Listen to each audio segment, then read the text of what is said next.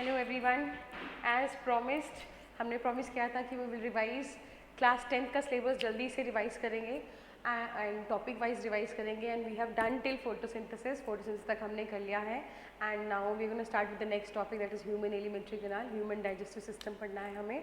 And before I start with human digestive system, one thing I want to tell you, क्योंकि मेरे पास कुछ reviews आए थे कि मैम ये सब तो नहीं है एनसीईआरटी में, है ना, ये क्यों पढ़ाया, कुछ एक्स्ट्रा पढ़ा दिया। तो एनसीईआरटी मैंने ओपन की है जस्ट टू मेक श्योर कि आपको समझ में आए कि ये टॉपिक यहीं से है, बट ऑब्वियसली सिर्फ एनसीईआरटी नहीं पढ़नी है, कभी कभी क्वेश्चन बाहर से भी आता है और कॉन्सेप्ट क्लियर भी करना है। मेक श्योर ये आपको बात समझ में आएगी, कॉन्सेप्ट क्लियर करना भी बहुत इंपॉर्टेंट है। ठीक है बच्चों, तो डरना नहीं है, टॉपिक उतना ही पढ़ेंगे जितना एनसीईआरटी में है, जितना 10th में आएगा। थोड़ा सा अगर इलेबोरेट होता है तो दैट्स नॉट अ प्रॉब्लम, कम नहीं पढ़ना है, ज़्यादा पढ़ सकते हैं। Alright, so let's carry on. ये हम कर चुके हैं introduction, this is done and then we have discuss these questions. Nutrition देख लिया था, फोटोट्रॉफिक देख लिया था। नाउ दिस स्टोमैटल क्लोजर भी देख लिया था हमने। नाउ लेट अस स्टार्ट, एक स्लाइड ले लेती हूँ मैं, एक नेक्स्ट टॉपिक स्टार्ट कर रही हूँ for today, that is nutrition. What is the topic? It is nutrition, isn't it? So what is nutrition people? क्या होता है न्यूट्रिशन? खाना खाना इज न्यूट्रिशन?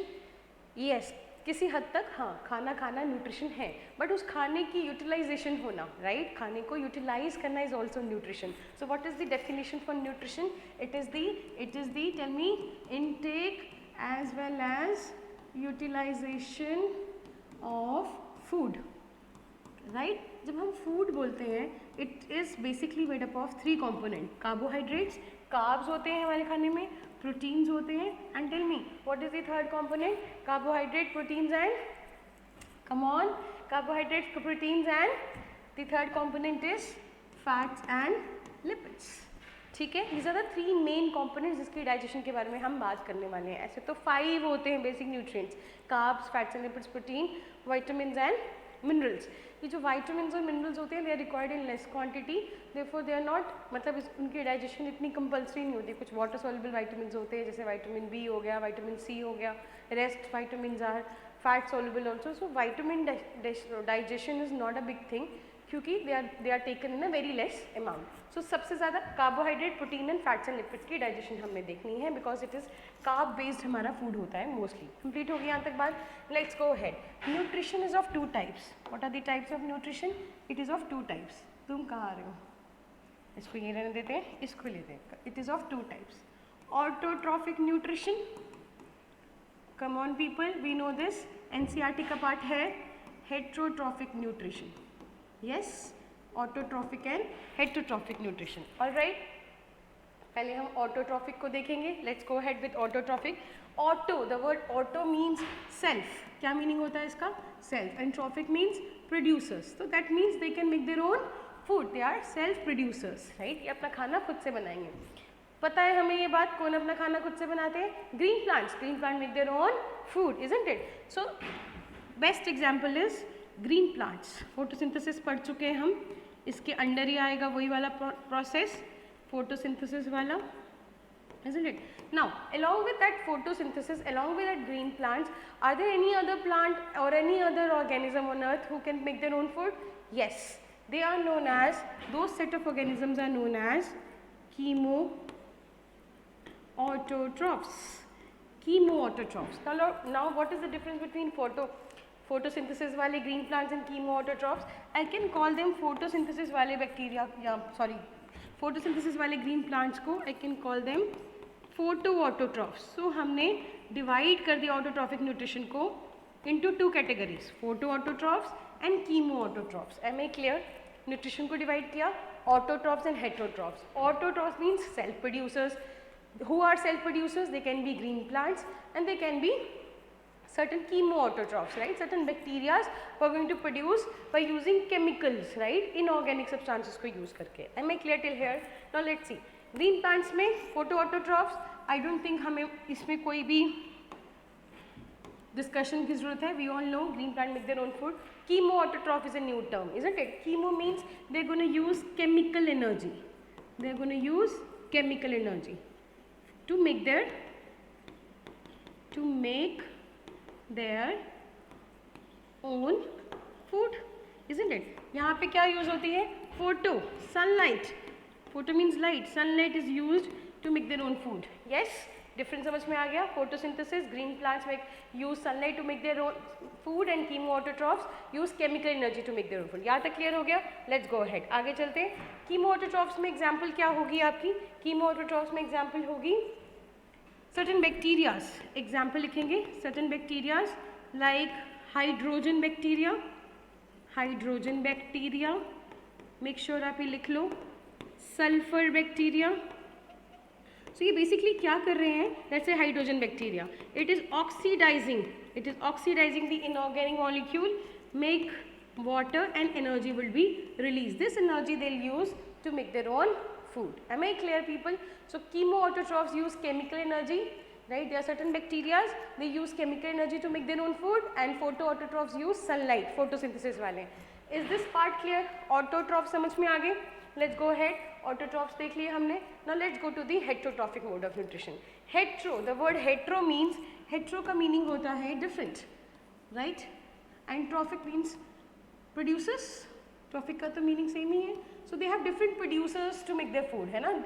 और कोई खाना बनाएगा, right? So heterotrophs are of how many types? Heterotrophs are of 4 different types. What are the 4 types?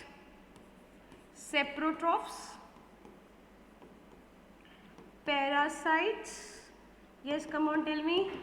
Third type, symbiotic, and fourth type is holozoic. What is the fourth type?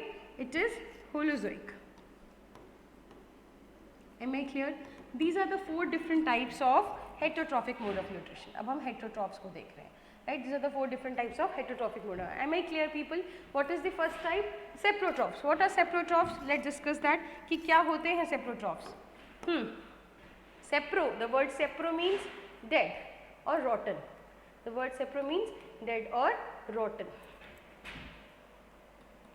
ठीक है? If the organism derive its nourishment, derive its nutrition from a dead or a decayed organism, right? That type of nutrition is known as saprotrophic nutrition. They are also known as decomposers. They are also known as decomposers. क्या बोलते हैं इन्हें? Decomposers. Clear हो गई बात? So if the organism derive the nourishment, derive the nutrition basically from a dead rotten organism, this type of is known as saprotrophs. Example, fungi. Fungi की mode of nutrition mostly saprotrophic होती है. Certain bacteria also are saprotrophs, जैसे Pseudomonas हो गया आपका. तो fungi तो है ही saprotroph mode of nutrition में. So fungi आपने देखा होगा, if the food is fresh, उसमें fungus grow नहीं करता, right? जैसे food stale होने लगता है, उस पर fungus का mycelium सा देख लेते हो, आप एक covering सी देख लेते हो, right? That you must have seen bread at least, है ना?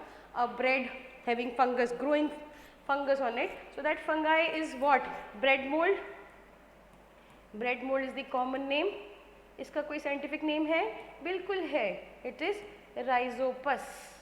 Rhizopus grow कर जाता है bread के ऊपर. तो ये किस पे grow कर रहा है? Fresh food पे या stale food पे? Obviously stale food पे. तो that means it is a decomposer. It is a saprotroph. So basically, what is the mode of action? अब आप फिर बोलोगे कि NCERT में नहीं, but you should know कि saprotrophic कर क्या रहे हैं? ये complex को simple में convert कर रहे हैं by releasing enzymes. हम क्या करते हैं? How do we eat food? हम पहले खाना खाते हैं, then with the help of digestive system, with the help of glands, with the help of enzyme, we digest our food, right? We convert the complex food into simple food. यहाँ पे ऐसा नहीं है. These are simple organisms. They release out the enzymes to convert complex into simple, and then they consume the simple one. Are you getting it? So what is the mode of nutrition? Saprotrophic का क्या mode of action है?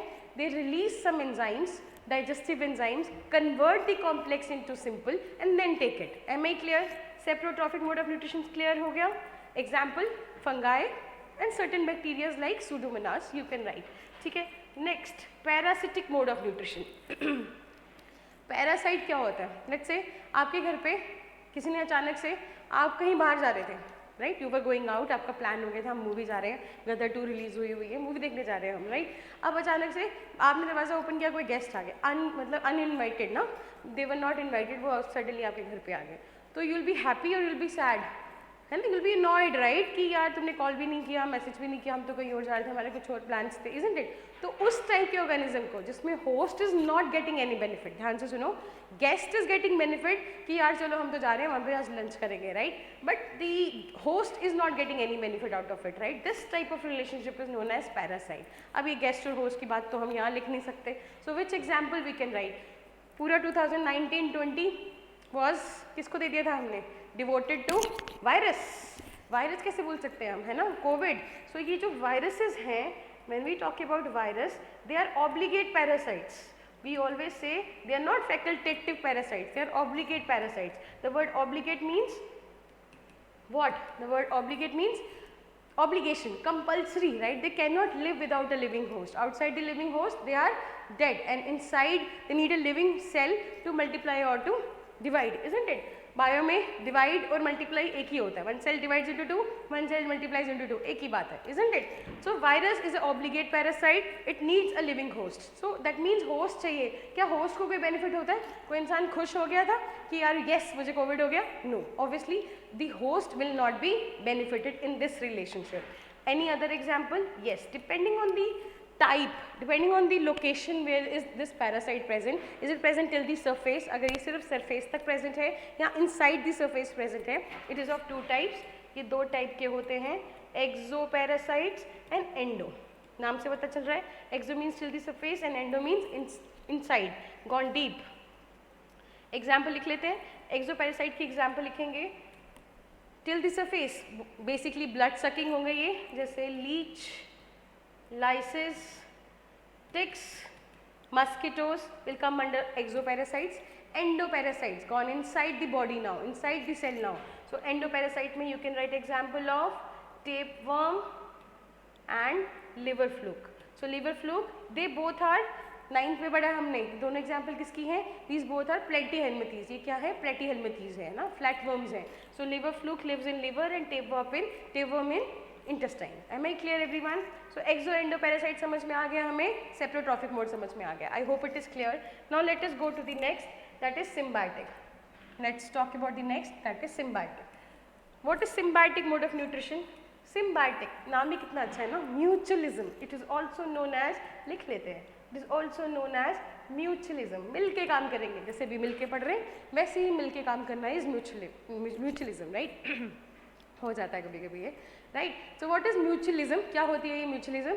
Let's say आपने किसी को, आपके घर में कोई प्रोग्राम है, आपने किसी को इनवाइट किया है, राइट, एंड वो बंदा, वो फैमिली आपके घर में आ गई, राइट, तो यूल बी हैप्पी नो कि यस मैंने घर पे पूजा रखी थी, कुछ बर्थडे पार्टी थी एंड पीपल हैव अराइव्ड, है ना, नहीं तो मेरा फूड सारा खराब हो जाता, राइट, या वो मज़ा नहीं आता सेलिब्रेशन में अगर अपने ना हो, isn't it. So this is mutualism, when someone is invited, है ना, when you both are happy, when the host and the guest is happy, this is called as symbiotic relationship.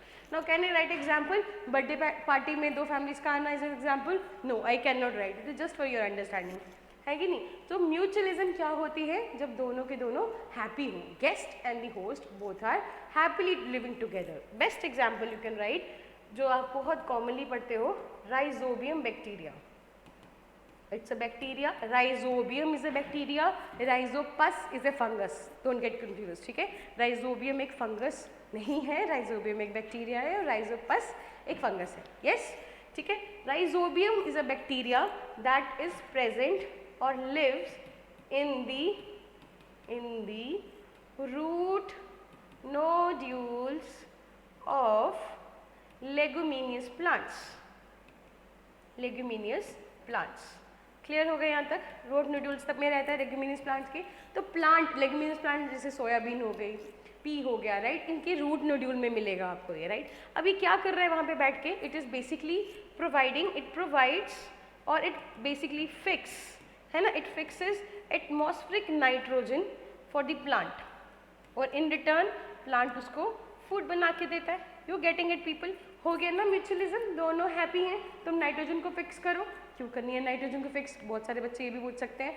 Nitrogen को fix इसलिए करना है क्योंकि atmospheric nitrogen inert होती है, N triple bond N में होती है, इसलिए उसको फिक्स करना है, राइट. फिक्स करके प्लांट को दिया. और नाइट्रोजन एक मेन कॉम्पोनेंट है ना, it is one of the primary nutrients. तेरा NPK 3 होते हैं ना प्राइमरी न्यूट्रिएंट्स, उसमें से N is one of them. Is it clear? Point clear हो गया ये वाला? Is this point clear to you? Right? Is there any other example you want to discuss? There is one more example you can write, that is lichens. ये भी आपने 9th में पढ़ा है. ये भी एक symbiotic association है. Lichens are also a symbiotic association between what? Between fungus and lower plants. Lower plants मतलब algae, Thallophyta. Algae, isn't it? Algae और लोअर प्लांट मतलब एल्गे, फंगस और लोअर प्लांट्स की एसोसिएशन को बोलते हैं लाइकन्स. ये डार्क ग्रीन कलर के पैचेस होते हैं जो ट्री के बार्क में मिलते हैं, right, and they are basically pollution indicators also. Lichens are pollution indicators also. That means अगर सल्फर डाइऑक्साइड एक एयर पोल्यूटेंट है, अगर एयर के अंदर सल्फर डाइऑक्साइड की क्वांटिटी बढ़ जाएगी, lichens will not grow there. So they are pollution indicators as well. That means Delhi NCR में pollution है, we all know it. जोर से बोलो, yes, बहुत सारा pollution है. So can you observe lichens in Delhi NCR? No. तो कहाँ जाना पड़ेगा हमें? या तो शिमला या तो Mussoorie. Any good place, any hill station, you might find lichens growing on the bark of the tree, trunk of the tree. Am I clear? So lichens, lichens, कैसे भी pronounce कर सकते हैं. This is the association of fungi and lower plants that are algae. समझ में आ गया symbiotic association in which both are benefited. All right. So what is the last mode? Last क्या है हमारा? Holozoic mode of nutrition. ज़्यादा नीचे नहीं आना है. Holozoic mode of nutrition. What is holozoic? The word zoic is animal, animal-like, है ना? It is the nutrition which is something like animal. Zoic animal के लिए बोला जाता है, लिख लो कहीं पर. और phytic plants के लिए बोला जाता है, right? Plants के लिए. जैसे आपने एक term पढ़ी थी यहाँ पे, saprotrophs. कहाँ पढ़ा था?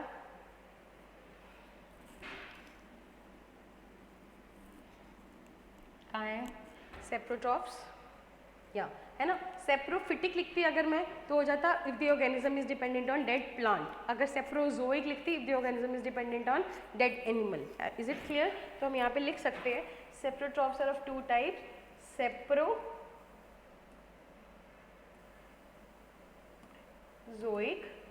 And saprophytic. ये आ जाएगा. हाँ, saprophytic and saprozoic. Phytic is dead, phytic is plant and zoic is animal. Clear हो गया? और राइट, हम वापस जा रहे हैं एनिमल्स के टुवर्ड्स. इससे पहले कि ये गुस्सा हो जाए. You know, technology has its own mind set. Mind है इनके पास? Okay, leave it. Holozoic. What is Holozoic? It is animal-like nutrition in which the complete food is taken first and then later digested. Okay, तो पहले खाना खाएंगे like us, isn't it? So Holozoic is food is digested later on, है ना? It is digested later on. बाद में digest होगा. Example बताऊँ? Amoeba, Paramecium, as well as जनता, human sapiens या humans, Homo sapiens, not human sapiens. What is the scientific name? ये तो पता ही होना चाहिए यार, चाहे 10वीं में हो या 8वीं में हो, इनका नाम तो पता ही होना. होमो सेपियंस, राइट? होमो सेपियंस है हम लोग. तो ह्यूमंस में, अमीबा में और पैरामीशियम में कौन सी टाइप ऑफ न्यूट्रिशन होती है? होलोजोइक मोड ऑफ न्यूट्रिशन होती है. M I clear? क्लियर हो गया यहाँ तक? अब इसको हम थोड़ा सा मिनिमाइज करके, ठीक है, जूम इन करके, जूम आउट करके, है ना, देख लेते हैं. थोड़ा सा ये ज़्यादा ही हो गया शायद.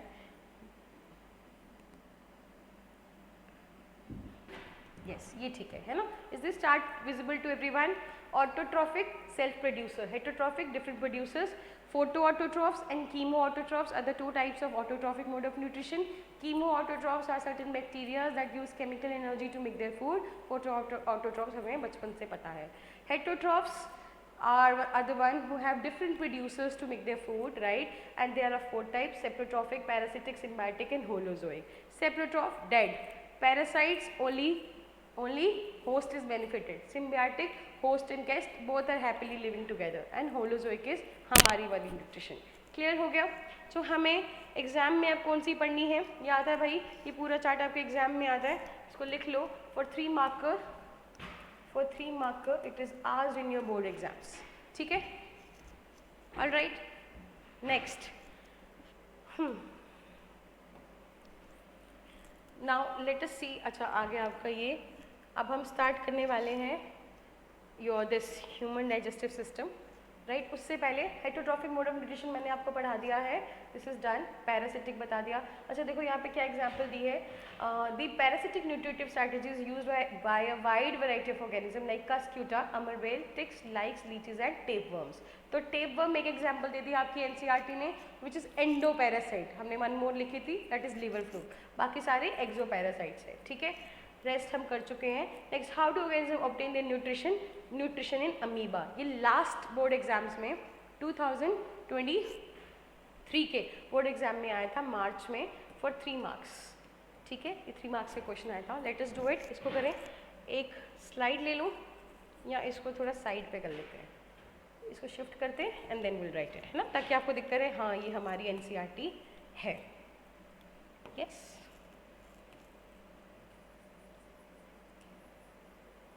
तो 3 नंबर में 3 मार्क्स में ये पूछा जाता है। Let's continue. ऑलराइट,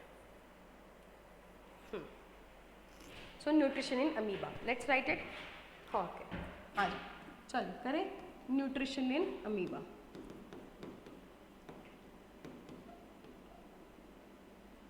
तो पहले तो कौन है ये अमीबा भाई साहब, कहाँ से आते हैं ये लोग, कहाँ रहते हैं ये लोग, लेट अस डिस्कस दैट। पहले कुछ पॉइंट्स लिख लेते हैं। Amoeba is a unicellular organism.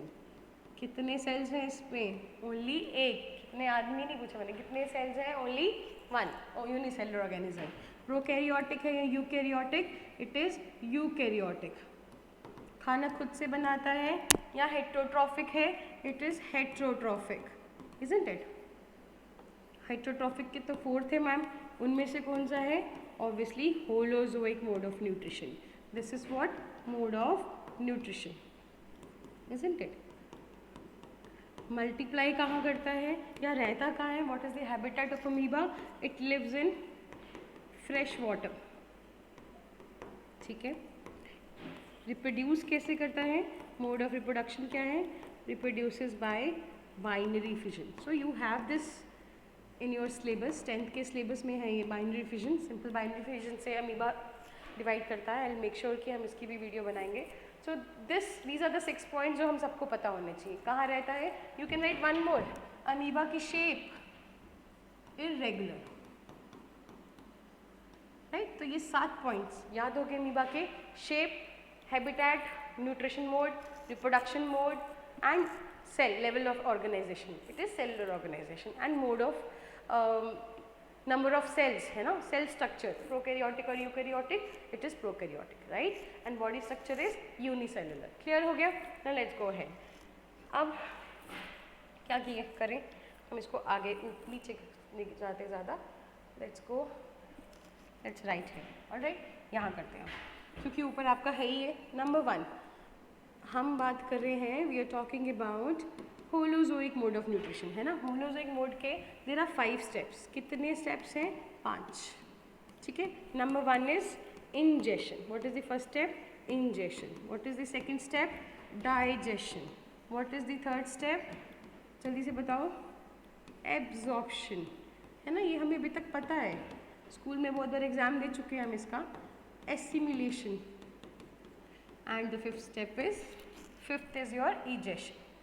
Fifth is egestion.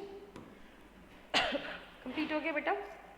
Alright, so let's talk about ingestion. Ingestion कैसे होती है इन case of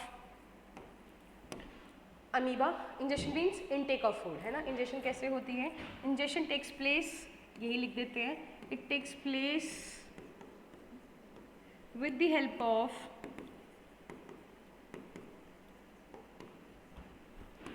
pseudopodia. What pseudopodia? Podia is feet, pseudo is false, right? It is false feet. I hope ये हम सबको पता है ये बात। Let's say ये अमीबा है irregular सा, ये इसका न्यूक्लियस है और ये इसका फूड है, राइट। सो इसने सूडोपोडिया बनाया इसको लेने के लिए। This process of taking in food, इस प्रोसेस को बोलेंगे हम this process of taking in food is known as, यही लिख रही हूँ मैं, the process of taking food is known as endocytosis. क्या बोलते हैं इस प्रोसेस को? एंडोसाइटोसिस। ठीक है, एंडो मीन्स टेकिंग इन। ना एंडोसाइटोसिस के भी आगे दो टाइप हो सकते हैं डिपेंडिंग जो फूड है वो सॉलिड है या लिक्विड है। It can be of two types, phagocytosis cytosis and pinocytosis. Clear हो गई ये बात? सो इंजेक्शन कैसे होगा? Wow, phagocytosis. हम फिर से लिखेंगे, हम कोई लेजी थोड़ी ना, इज़न्ट इट? लेकिन हमें कुछ डिफरेंस नहीं दिख रहा है इन दोनों के बीच में, तो इन दोनों के बीच में डिफरेंस बनाने के लिए मैं ऐसे कर देती हूँ। ठीक है, so ingestion takes place with the help of pseudopodia which is a false feet by the process. What is this? This is the process. Process name is endocytosis, taking in process. तो ingestion कैसे हुई? Phagocytosis और pinocytosis की help से हुई। होगी? Done? Is this part clear? Next, digestion. Digestion कैसे होगी?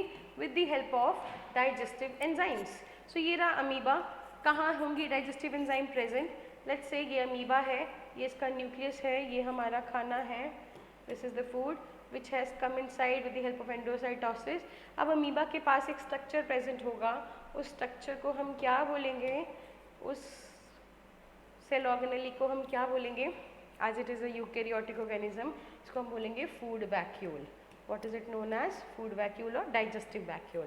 राइट, क्लास 9 पे पढ़ा होगा आपने, यूनिसेलुलर यूकैरियोटिक ऑर्गेनिज्म में ये प्रेजेंट होता है। फूड वैक्यूल के साथ अटैच हो गया फूड, दिस इज फूड, ये खाना है, डाइजेशन स्टार्ट होगी, this is how.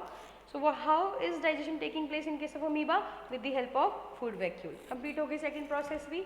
Next is absorption and assimilation. Absorption और एसिमिलेशन कैसे होती है आपको नहीं जाना है, पूरी स्क्रीन को सेंड करते हैं हम यहाँ। एब्जॉर्प्शन एंड एसिमिलेशन, ये दोनों के बीच में मैं कोई डिफरेंस नहीं लिख रही हूँ, हम यहाँ पे डिफरेंस कर सकते हैं क्योंकि in case of unicellular, the reason is in case of unicellular organism absorption assimilation takes place by same process, है ना, and the process name is cyclosis और with the help of cytoplasmic movements. कैसे होती हैं? Cytoplasmic movement से। Right, let's say ये amoeba है, ये इसका न्यूक्लियस है, ये है nucleus and this is the food. कहाँ गया food? This is the food, ये था फूड, इसने डाइजेशन करना शुरू की और ये मूव कर रहा है। राइट, ऐसे करके ये मूव कर रहा है। Right, this moving of cytoplasm is basically helping in the absorption and assimilation. Meaning क्या होता है एब्जॉर्प्शन एसिमिलेशन का? एंड प्रोडक्ट्स जो भी सिंपल मॉलिक्यूल्स बने हैं उनको एब्जॉर्ब करना सेल के अंदर ताकि सेल ग्रो कर सके, उसे एनर्जी मिले फूड के बाद, इजंट इट? और एसिमिलेट करना मतलब पूरी बॉडी में ट्रांसपोर्ट होना चाहिए। Right, so absorption means end product की absorption and assimilation means transportation of end product. Right, transport of end product. तो यही एंड प्रोडक्ट एब्जॉर्ब यहाँ होंगे और ट्रांसपोर्ट एसिमिलेशन से होंगे, but the process is same, that is cytoplasmic movements. Now question can come, इस cyclosis और cytoplasmic streaming, cytoplasmic movements को हम साइटोप्लाज्मिक स्ट्रीमिंग भी बोलते हैं, this is also known as cytoplasmic streaming. क्या ये प्रोकैरियोट्स में होती है? Does it happen in prokaryotic organism? No, prokaryotes like bacteria do not have the process, cannot have cyclosis in the cell. Reason being cyclosis is a characteristic feature of a eukaryotic organism. मतलब एक eukaryotic organism के अंदर ही cyclosis हो सकती है। Right, उन्हें एक vacuole चाहिए होता है, मेम्ब्रेन बाउंड ऑर्गेनेली चाहिए होती है जिसके आगे पीछे साइक्लोसिस होगी, तो यूकैरियोट्स में हो सकती है, बस है food vacuole, you getting it? इसलिए इनमें साइटोप्लाज्मिक मूवमेंट हो सकती है। एब्जॉर्प्शन एसिमिलेशन हो गया। Next is ईजेशन। पहली बात, ईजेशन इज नॉट, बड़ा बड़ा लिख लो, इट्स नॉट एक्सक्रीशन। पहली बात, दोनों में बहुत बहुत फर्क है ना, जितना 2 नंबर और 1 नंबर में है, समझते हो ना? बचपन में कहते हैं मैम 1 नंबर 2 नंबर है ना, this is 1 number, this is 2 number. Scientifically कैसे बात करेंगे? when we are talking about removal of nitrogenous waste from our body in the form of urine and when we have kidneys playing role in it, it is excretion. I'm repeating it. The process of removal of nitrogenous waste from the body in the form of urine, it is excretion, and egestion is the process of removal of unabsorbed food, right? Defecation जिसे बोलते हैं, defecation and urination, ठीक है? This is defecation and this is urination. So मैं इसकी definition लिख रही हूँ क्योंकि हम इसी की बात कर रहे हैं अभी. So egestion क्या है? It is the removal of undigested food, है ना, from the body. This is egestion. And excretion, as I told you, it is the removal of what? It is the removal of nitrogen waste from the body in the form of urine. Clear हो गया यहाँ तक? Yes everyone, यहाँ तक हो गया? Now ये कैसे होती है egestion इसमें? It takes place by the process, and the process name is exocytosis. Intake हुई थी endocytosis से, रिलीज आउट हुआ by the process of exocytosis. Throw कर देगा इसको, है ना, सब कुछ कॉन्ट्रैक्टाइल वैक्यूल में जाएगा एंड देन थ्रो हो जाएगा, राइट? एक्सोसाइटोसिस की वजह से ये हुई. Now let us see your NCERT. एक बारी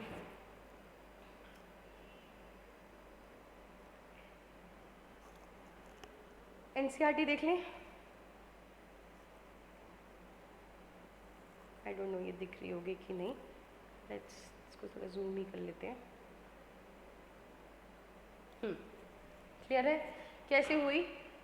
Since the food and the weight is obtained differ, the digestive system is different in various organism. In single-celled organism, the food may be taken by the entire surface, है ना? Entire surface is in contact with the environment. In case of unicellular organism, तभी diffusion हो जाती है ना? Alright. In single-celled organism, but as the complexity of the organism increases, different parts become specialized to form different function. For example, amoeba takes food using temporary finger-like extensions, right? Temporary finger-like extensions को use करता है, which fuse over the food particle, forming a food vacuole. तो उन्होंने बता दिया pseudopodia और digestion बता दी, isn't it? Now inside the food vacuole, complex substances are broken down into simple ones which diffuse in the cytoplasm. तो assimilation और absorption कैसे हुई? With the help of cytoplasm की movements से. cytoplasm की movements को क्या बोलते हैं? cytoplasmic streaming. The remaining undigested material is removed to the surface of the cell and thrown out. Exocytosis हो गया. In Paramecium also, which is also a unicellular organism, the cell has a definite shape. The food is taken at a specific spot. Food is moved to this spot by the cilia which cover the entire surface. तो obviously उन्होंने एक और organism की बात कर दी है, that is Paramecium. कर ले Paramecium भी, then we'll move to nutrition human beings. All right. अब ये Paramecium के बारे में बात करने वाली हूँ मैं, and if you want to see, इसको अगर मैं minimize करूँ and ऊपर लेके जाएं, so you can see this process: ingestion, digestion, absorption, assimilation, egestion. ये याद रखना बिल्कुल, ठीक है? Let's go ahead. अब हम किसके बारे में बात करने वाले हैं? Paramecium के बारे में.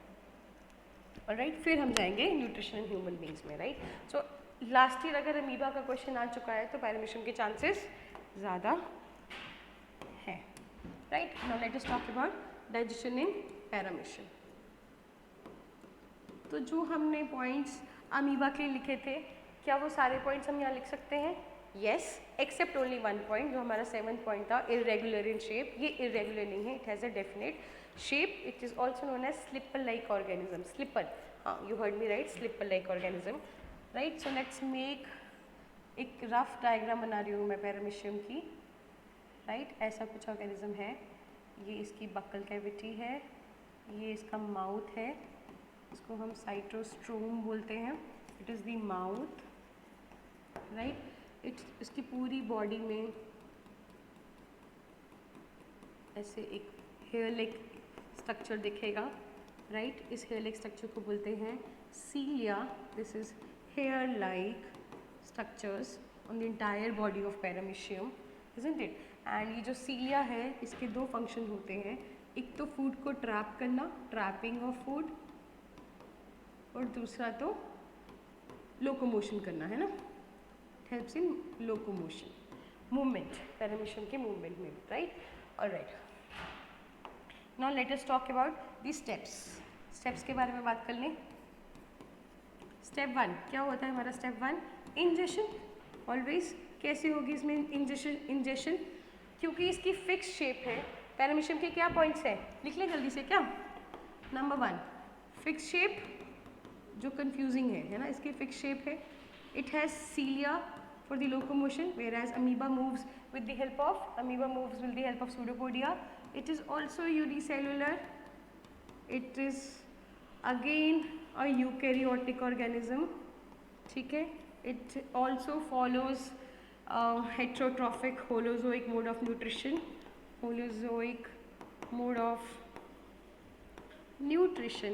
it also lives in fresh water and it also divides by binary fission, है ना, ये भी binary fission फॉलो करता है। तो भाई आपके रिप्रोडक्शन के क्वेश्चंस भी आ रहे हैं यहाँ पे कि पैरामीशियम भी बाइनरी फिजन से डिवाइड करता है, पर डिफरेंस है उसमें, ये ट्रांसवर्स बाइनरी फिजन है, वो सिंपल बाइनरी फिजन। ऑलराइट, वो हम बाद में डिस्कस करेंगे। सो इंजेक्शन कैसे होती है इन केस ऑफ पैरामीशियम, ऊपर ही लिख दिया मैंने, with the help of cilia. हो गया cover. Second process, step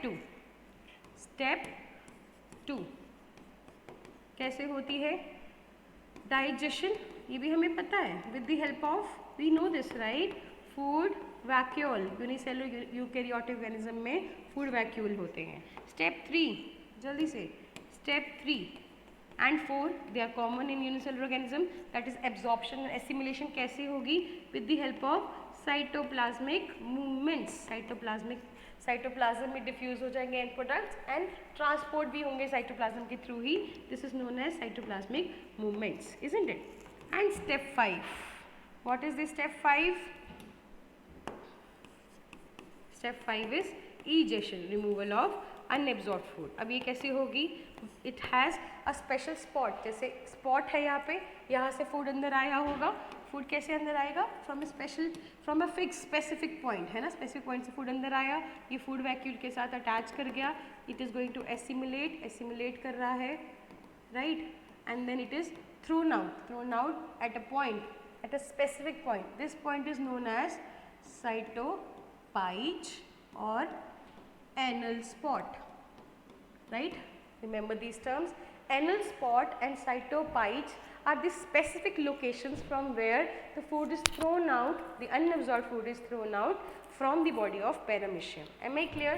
So कैसे हो रही है cytoplasm? By a specific spot, anal spot और cytopyge. Clear हो गया? क्या हो गया, PYGE, ठीक है, यहाँ लिख देते हो। सो क्लियर हो गया, injection with the help of सीलिया, digestion with the help of food vacuole, absorption assimilation with the help of cytoplasmic movements and injection with the help of anal spot. Clear हो गया, आ जाएगा exam में तो लिख लोगे पक्का से, ऑलराइट, ठीक है। Now we have to start with human वाला पार्ट, ह्यूमन डाइजेस्टिव सिस्टम शुरू करना है हमें। आ जाओ नीचे आ जाओ, राइट, ऑलराइट। सो हमें अब स्टार्ट करना है ये वाला part, nutrition in human beings, right. क्या लिखा है इन्होंने, the alimentary canal is basically a long tube, alimentary canal एक लॉन्ग ट्यूब है, right, extending from the mouth to anus. Injection हो रहा है और इजेक्शन हो रहा है, राइट, एनस से आपका इजेक्शन हो रहा है और माउथ से इंजेक्शन हो रहा है, right. We can see that tube has different parts, various regions are specialized to perform different functions. What happens with the food once it enters in our body, we shall discuss the process here. Let us do it. ठीक है, अब मैं एक plane slide ले रही हूँ। Now क्या है फ्लो चार्ट, फूड का फ्लो चार्ट बनाते हैं पहले जल्दी से। कैसे फूड ट्रेवल करता है, सबसे पहले जाता है माउथ में, isn't it. Mouth is the opening जहाँ से आप खाना डालते हो, पिज़्ज़ा जा रहा है, बर्गर जा रहे हैं, पता नहीं क्या क्या जा रहा है, and then finally food reaches to the buccal cavity. तो बक्कल कैविटी और माउथ एक नहीं है, राइट, बक्कल कैविटी से food goes to the oesophagus, जिसे आप फूड पाइप बोलते हो, देन टू दी स्टमक, फिर छोटी intestine, small intestine, and to the large one, large intestine, and then it is thrown out, it is removed from anus, है ना। इसके बीच में भी कुछ पार्ट्स आएंगे, वो मैं बाद में डिस्कस करूँगी।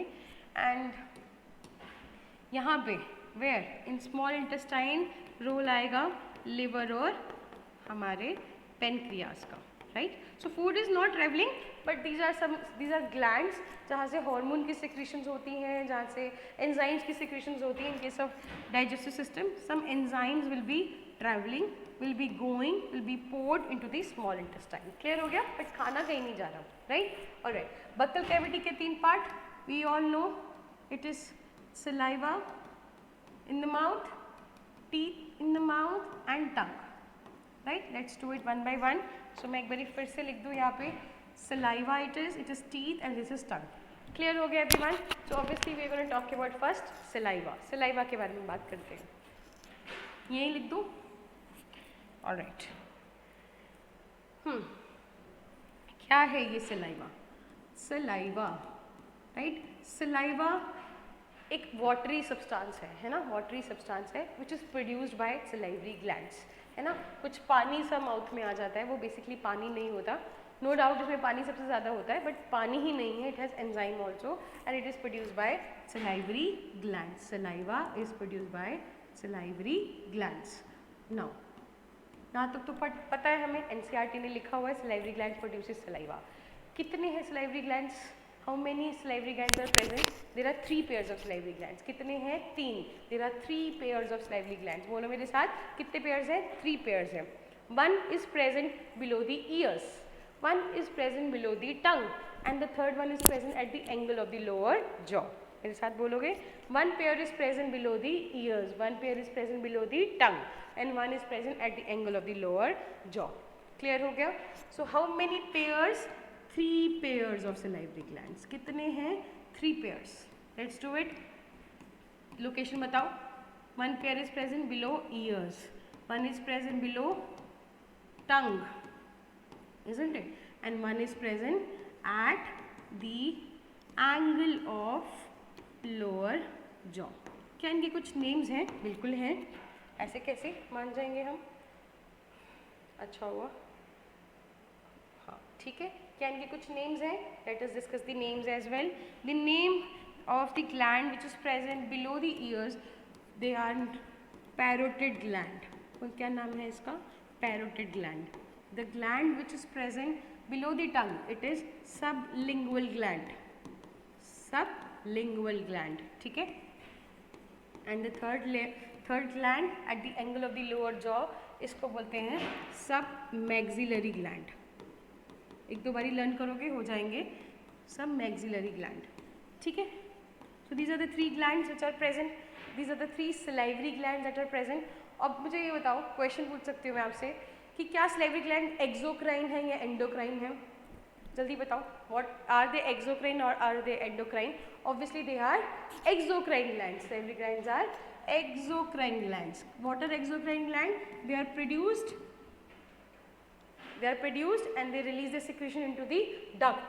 Exocrine वाले duct वाले glands होते हैं. Direct से directly reaches to the target site, है ना. Saliva is not produced, not released in the blood, है ना. Saliva is released in the mouth only, सिर्फ माउथ में. तो ग्लैंड भी वही है और टारगेट साइट भी वही है. तो वो कौन से ग्लैंड्स हुए? एक्सोक्राइन ग्लैंड्स हुए. एंडोक्राइन कौन से होते हैं? डक्टलेट्स ग्लैंड होते हैं, है ना. आपने पढ़ा हुआ है केमिकल कोऑर्डिनेशन 10th में, राइट. ऑलराइट. सो इन तीनों में से पैरोटिड, सबलिंगुअल और सब मैंडिबुलर में, इन तीनों में से सबसे बड़ा है हमारा parotid gland. It is the largest, this is the smallest. इस पैरोटिड ग्लैंड के बारे में अगर मैं बताऊँ, सो ये जो पैरोटिड ग्लैंड है ना, इसकी कभी कभी स्वेलिंग भी हो जाती है, right. Swelling, painful swelling, inflamed हो जाता है. Painful swelling of this parotid gland is known as, इस डिजीज़ को बोलते हैं, आई डोंट नो आप में से कितने लोगों को ये बात पता है, बट इसकी वैक्सीन लगती है. MMR, measles, mumps and rubella, MMR vaccine लगती है. This is mumps. What are mumps? It is the painful swelling of parotid gland. Parotid gland inflammate हो जाते हैं, right? And ये कैसे होते हैं? ये वायरल डिजीज है caused by पैरामिक्सोवायरस. I know this is extra. ये एक्स्ट्रा है, right? So पैरामिक्सोवायरस से मम्प्स होते हैं and which is the inflammation of parotid gland. ये तीनों ग्लैंड मिलकर क्या बनाने वाले हैं? Obviously parotid gland, पेन तो ले लूँ. Parotid gland, sublingual gland and सब मैक्सिलरी ग्लैंड, ये तीनों मिलके क्या बनाने वाले हैं? ऑब्वियसली सलाइवा बनाने वाले हैं, राइट. सलाइवा की कॉम्पोजिशन एग्जाम में पूछी जाती है.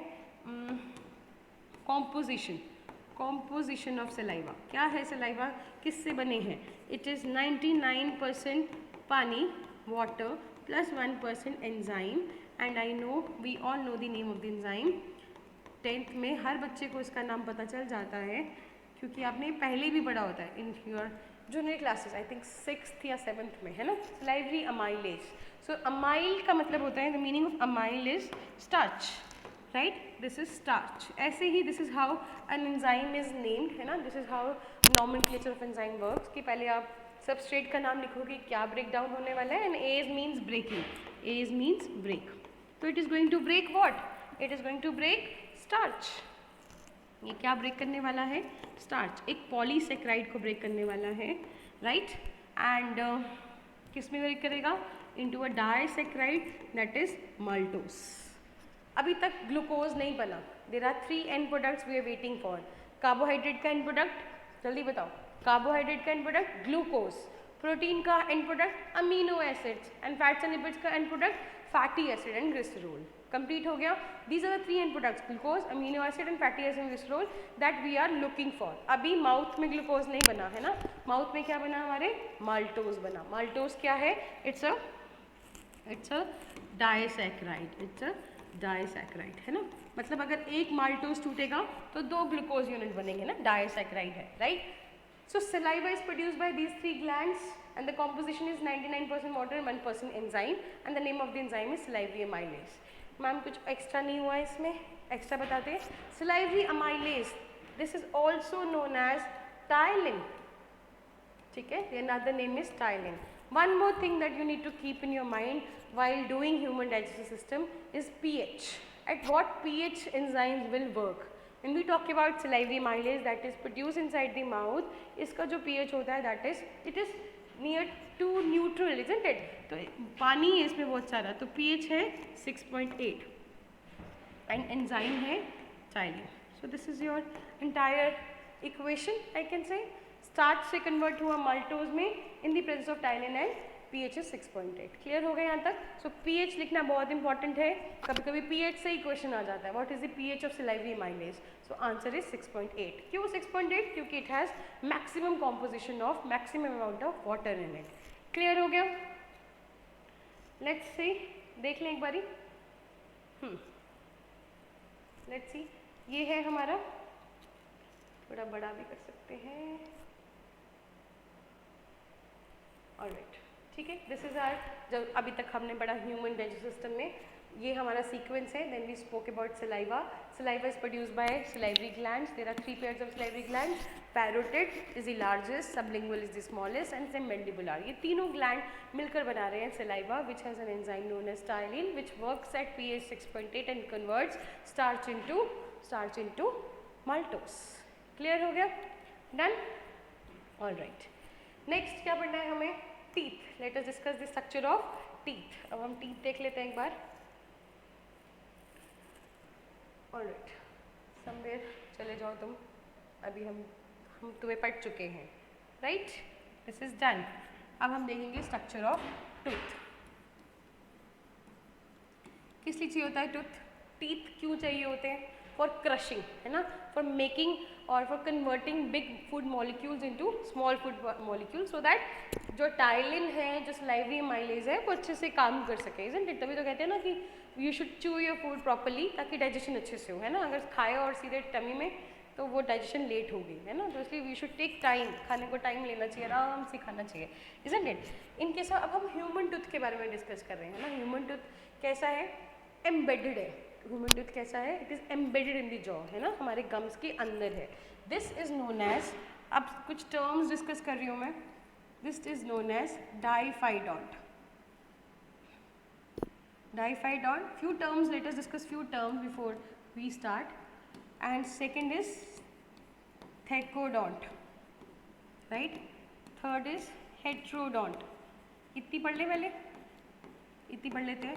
डाइफाइडोंट मतलब, di means 2, teeth appear twice in our lifetime. हमारी ज़िंदगी में एक मिल टीथ का सेट होता है और एक परमानेंट टीथ का सेट होता है। इस मैकेनिज्म को बोलते हैं डाइफाइडोंट। क्लियर हो गया? What is diphyodont? That teeth appears twice in the lifetime, twice in the lifetime, isn't it? One set को हम बोलते हैं milk teeth, or the second set which is replaced, milk teeth are replaced by permanent teeth. Clear हो गया? Thecodont, जो मैं भी बता रही थी आपको, thecodont is the arrangement of human teeth in the embedment of the human tooth in the jaw, right? It is the embedment या arrangement of tooth in the jaw socket. Socket के अंदर fix है कि नहीं? तभी तो जब RCT करते हैं तो socket से निकालते हैं टक करके, right? Hetero means पढ़ा है हमने, heterotrophic में hetero means different, isn't it? So this is different, right? So different types of teeth are present. Different types of teeth are present. What are the different types? Let's write it. Incisors, yes. Canines, premolars, and fourth type is molars, right? अब यहाँ पे इनके number को भी discuss कर लेते हैं. These are the 4 different types of teeth. That process, that phenomena is known as heterodont. उस phenomena को क्या बोलते हैं? heterodont, right? डिस्कस कर लेते हैं कि कितने होते हैं मिल्क टीथ में. MT is for milk teeth, समझ जाओगे, and PT is for permanent teeth, right? So permanent teeth incisors कितने हैं? 8. 4 premolars नहीं होते बेबीज में, और molars होते हैं 8. कितना हुआ? 8 8 16 20 हो गए. परमानेंट 8 4 8 12 कितने हुए? 6. ये हो गए आपके 8 8 16 20 32, right? This is the set, different types of tooth we have in our mouth, right? permanent teeth की काउंटिंग देख ली, मिल्क टीथ की काउंटिंग देख ली हमने. क्लियर हो गया? Done. Alright, next move ahead. हमने ये तो देख लिया है. Now this is your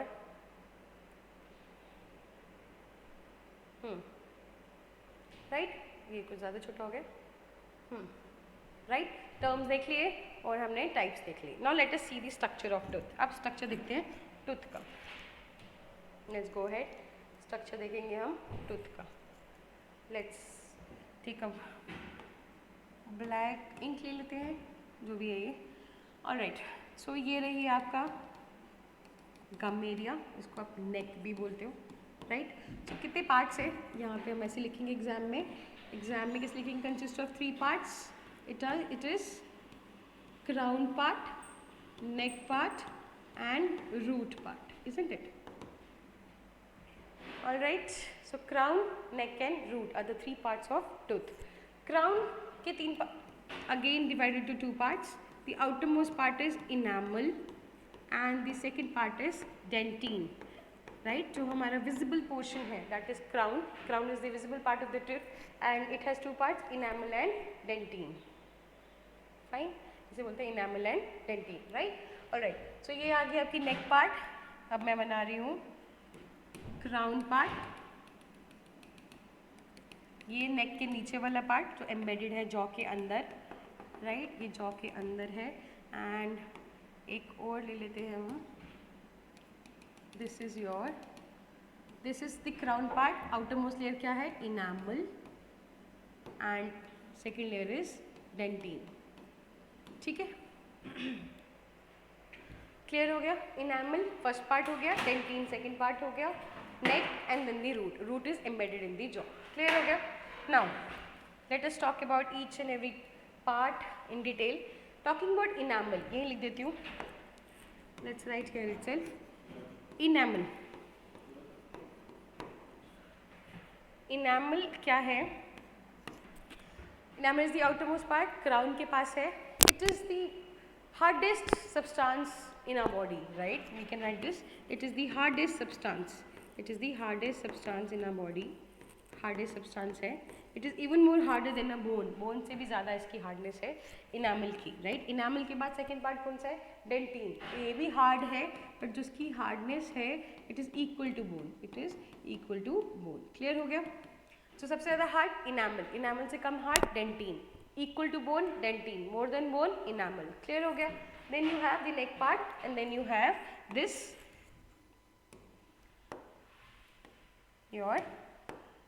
this part which is embedded, the root part which is embedded in the jaw, right? So कितने part बताए हमने? Crown consists of enamel and dentine, then the middle part and root. Root has a very important part which is known as pulp cavity. इस part को क्या बोलते हैं? Pulp cavity. तो root के पास क्या है? एक structure. Root के पास एक structure है जिसे हम बोल रहे हैं pulp cavity. इस part को हमने क्या बोला? Pulp cavity. So where is pulp cavity present? In the root. In the root. Where is crown present? It is the visible part. Crown के parts क्या है? Enamel and dentine. Clear हो गया? Let's go ahead. अब हम आगे चलते हैं और आगे समझते हैं इस बात को. हमने बोला क्राउन के 3 पार्ट्स हैं. क्राउन के टूथ के 3 पार्ट हैं. इनैमल, टूथ के 3 पार्ट्स क्या है? Once again crown, neck and root. Crown के 2 पार्ट्स क्या है? Enamel and dentin. Pulp cavity कहाँ प्रेजेंट है? रूट के अंदर प्रेजेंट है. क्लियर हो गया? यस. नाउ टूथ डिके क्या होता है? डेंटल प्लॉक क्या होता है? केरीज क्या होती हैं? Will discuss these terms now, right? कौन सी टर्म बोली मैंने? टर्म बोली हमने डेंटल प्लॉक. प्लॉक मतलब इट इज कि जब बैक्टीरिया फूड को कंबाइन करता है ना, बैक्टीरिया प्लस फूड पार्टिकल, जो खाना हम खाते हैं उसके साथ जब बैक्टीरिया अटैच हो जाता है, this condition is known as, that yellowish covering is known as dental plaque. Clear हो गया अंदर? Alright. Second, this can lead to dental, अगर ट्रीट नहीं हुआ तो केरीज या कैविटी, है ना, डेंटल कैविटी हो जाएगी, isn't it? डेंटल कैविटी हो जाएगी. एंड व्हेन वी से bacteria, which bacteria is responsible? Name the bacteria which is responsible for tooth decay. Tooth decay के लिए कौन सा बैक्टीरिया रिस्पॉन्सिबल है? We should know this answer. The most common example is Lactobacillus, the rot-shaped bacteria, curd-making bacteria, Acidophilus. Right? Lactobacillus acidophilus is the bacteria which is responsible. It is a curd-making bacteria. हम curd क्यों खाते हैं? तो हमने ये तो नहीं बोला ना कि कर्ड खाने के बाद आप ब्रश नहीं कर सकते या माउथ को रिंस नहीं कर सकते. So we do it, right? We brush twice in a day. So this bacteria can cause tooth decay. Tooth decay cause कर सकती है. And there is one more common bacteria which is round in shape, coccus in shape, Streptococcus mutans. So these are the 2 bacteria that can cause tooth decay. ये है lactobacillus which is a rod-shaped bacteria and ये है streptococcus which is a coccus bacteria. Streptococcus means chain of cocci, है ना? Single होगा तो coccus, 2 होगा तो diplodocus, चेन में होगा तो streptococcus, बंच में होगा तो staphylococcus. ये चेन वाले हैं. तो streptococcus mutans, lactobacillus acidophilus, these are the 2 bacteria that can cause tooth decay. Now come back to the diagram. ये है हमारी डायग्राम जिसमें हमने बोला कि पल्प कैविटी में, दैट मीन्स जब पेशेंट का इनामल उड़ गया है ना, डिमोलिश हो गया, देयर इज नो इनामल, पता नहीं चलेगा पेशेंट को. डेंटिन चला गया तब भी पता नहीं चलेगा. डॉक्टर के पास या डेंटिस्ट के पास कब पहुंचता है पेशेंट? डेंटिस्ट के पास पेशेंट तब पहुंचता है जब उसको पेन हो रही होती है. इन इंडिया तो मोस्टली यही होता है ना, कोई रेगुलर चेकअप के लिए हम लोग नहीं जाते उतना, राइट? हमें लेकिन जाना चाहिए क्योंकि हमें लगता है कि यार कोई प्रॉब्लम ही नहीं है तो क्यों जाए डेंटिस्ट के पास. क्यों जाना है डेंटिस्ट के पास? क्योंकि इनामल चला जाएगा, patient will not come to know. Dentin चला जाएगा, patient will not come to know. Patient को कब पता चलेगा? जब वो बैक्टीरिया पल्प कैविटी में चला जाएगा, जब वो bacteria will reach to the root, isn't it? क्यों ऐसा? क्यों? क्योंकि बिकॉज दिस पल्प कैविटी, ये तो मुझे नहीं दिख रहा, आप लोगों को कैसे दिख रहा है, right? This pulp cavity consist of blood vessels, यहीं लिख लो. It consists of blood vessels, it consists of nerve fibers and it consists of sensory neurons. ये तीनों terms आप लोगों को पता होंगी. You will be familiar to these terms क्योंकि ये तीनों 10th में पढ़ी हैं आपने. Blood vessels like arteries, veins and capillaries, nerve fibers होंगे और sensory neurons होंगे. That is why वो जो आह की दर्द आती है, जो पेन होती है, that is because of कि enamel dentin has demolished, it is no more there, isn't it? And the bacteria has reached where? In the pulp cavity. Clear हो गया people? We have done till, wow, ये वाला part है ना, ये complete कर दिया हमने। टूथ पढ़ लिया हमने, सलाइवा पढ़ लिया हमने, इजंट इट। सो टूथ क्या है, कहाँ से पढ़ा था हमने कुछ टर्म्स भी पढ़ी थी, इजंट इट। टर्म्स क्या थी, ये था हमारा टूथ का part. Diphyodont, teeth appearing twice in the life time, है ना, milk teeth and permanent teeth. Thecodont, it is the arrangement. Heterodont, different types of teeth. Incisors, canines, premolars, molars, 8 4 0 8 8 4 8 12 in case of permanent, right? So now this is the structure of your human tooth. Outermost layer is known as enamel and dentine that makes up your crown part. Then you have the neck region and the root part. Root is embedded in the jaw, and root has a structure which is known as pulp cavity, which has blood vessels, nerve fibers and sensory neurons, जिसकी वजह से the patient feels sensation of pain, है ना, pen की sensation तभी होगी। क्या bacteria हैं जो कॉज करते हैं डेंटल केरीज को? Name the bacteria that causes dental plaque, dental caries या टूथ डिके कौन करता है? There are 2 common bacterias, number 1 is lactobacillus acidophilus. ये नाम तो हम सबको पता है, it is a curd making bacteria. 8th में 8वीं में पढ़ा होगा microbes in human health fair में, इवन 12th में भी इसका वो है पार्ट। एंड टूथ डिके में Streptococcus mutants also takes part. Clear हो गया? नाउ हमने देखा था कि माउथ में, नॉट माउथ, बक्कल कैविटी में, बक्कल कैविटी के 3 पार्ट देखे थे हमने। कहाँ गए? राइट, क्या थे? ये है। It consist of 3 parts. नहीं दिख रहा होगा, थोड़ा वो कर लेते हैं zoom. Saliva, teeth and tongue. कहाँ है टंग? इट कंसिस्ट ऑफ ये, इट इज हेयर समवेयर।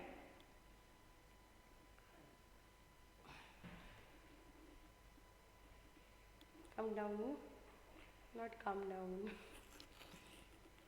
आ जाओ।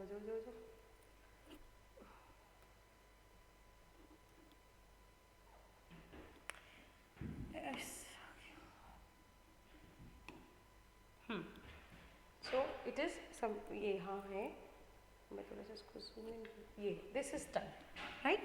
सो you can see, so saliva we finish, teeth we finish, then we have the structure of, then we should know something related to tongue. Tongue भी पढ़ लेते हैं, जल्दी से complete करते हैं।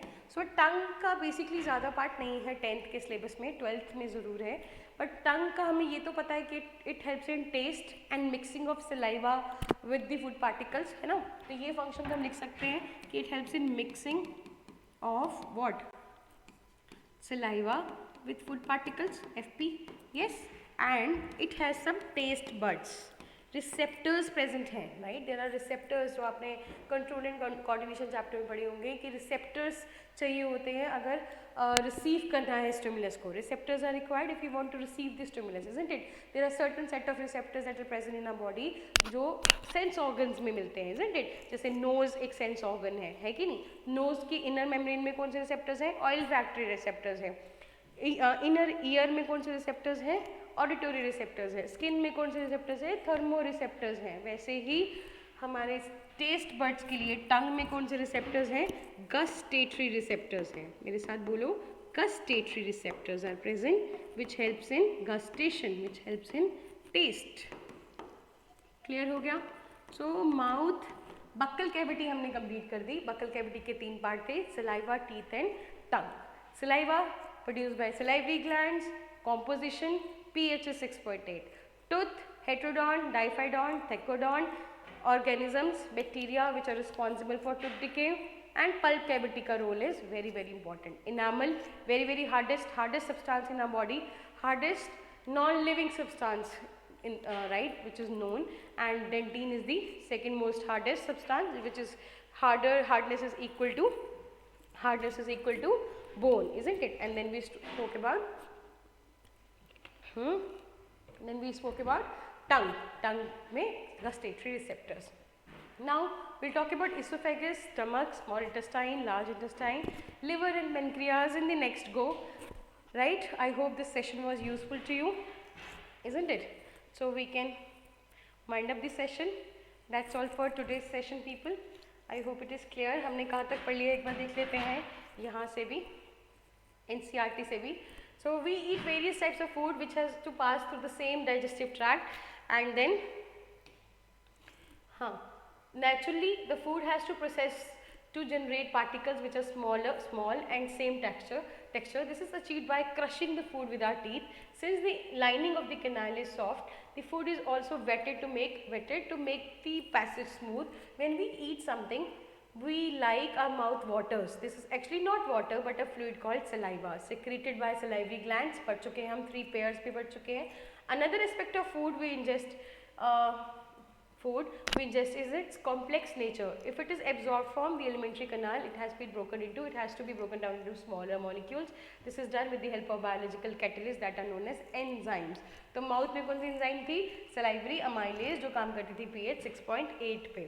So the saliva contains enzyme called salivary amylase that breaks down the starch, which is the complex molecule, to give sugar. The food is mixed thoroughly with saliva and moved into the mouth while chewing by the muscular tongue.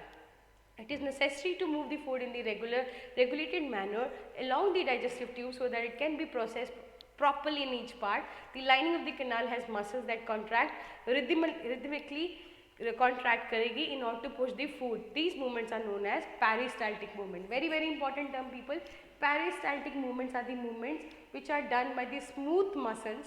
Smooth muscles इसको करेंगे contract and relax, जिसकी वजह से the food goes down, it should not come up. These movements starts from esophagus till anus तक ये movements होती रहती हैं. We'll do this later on.